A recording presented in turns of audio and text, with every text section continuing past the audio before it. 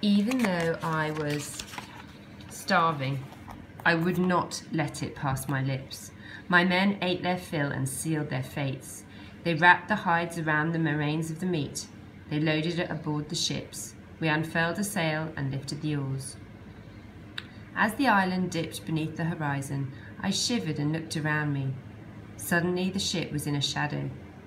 Blotting out the sun, there was the strangest cloud I had ever seen. It was as if blood was being dropped into clear water. It was swelling out and staining the sky. Then I heard Hyperion's cry for vengeance, and Zeus answered it with a thunderbolt that struck our ship where the mast reached the deck. The mast crashed down and cracked open the head of my helmsman.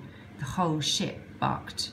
A wall of water rose against us. I could see into it, the browned weed quivering at the heart of it, and then it broke with a white roar, and our ship was dashed to pieces. Fuming breakers tore at every plank. I sank beneath the surface. For a moment, all was silent. I could feel the sea god pressing against my eyelids, my nostrils, my lips, my ears. Then I broke the surface, and the world was filled with sound, the rumble of thunder, Poseidon's laughter, the crashing of the waves, and the screams of my friends. I fought against the storm. Time and again, I was sure the darkness would descend over my eyes. The surface of the ocean was white, hissing, boiling. The whirlpool. We were caught in the great grip of Shardibus. I kicked and fought, but she was far too strong for me. A wave lifted me a little, and I looked up. I saw something blacker than the night sky. I reached out and I clutched it. It was the branches of the fig tree that hung over Shardibus.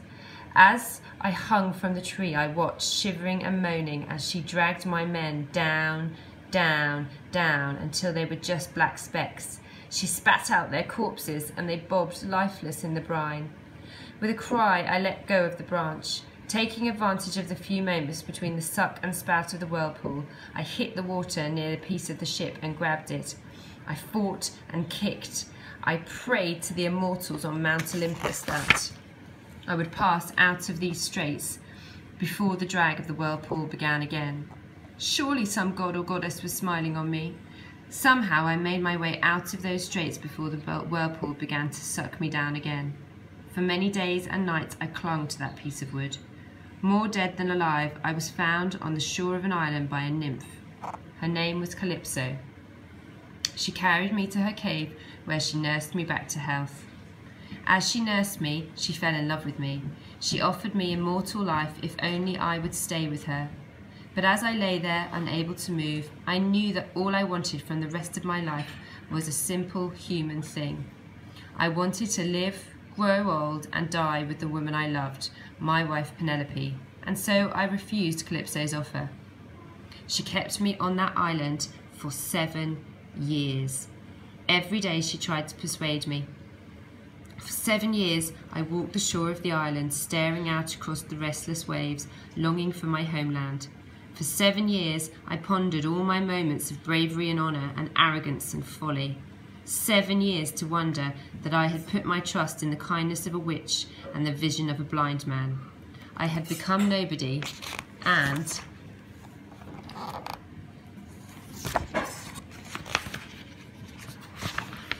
I had heard a song that nobody should hear. 7 years to wonder that I had refused the chance to live forever for the sake of a woman I hadn't seen for half my life. Eventually, prompted by the god Athene, Calypso gave me the tools to build a raft. I lifted a mast, put a sail upon it, and once again I rode the broad bucking back of Poseidon.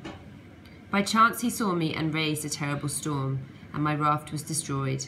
For 3 days I swam through the lashing, crashing waves. Naked I was found on the shores of this island, King Asinius. Everything I took from Troy is gone. My treasure, my ship, my friends lie at the bottom of the sea.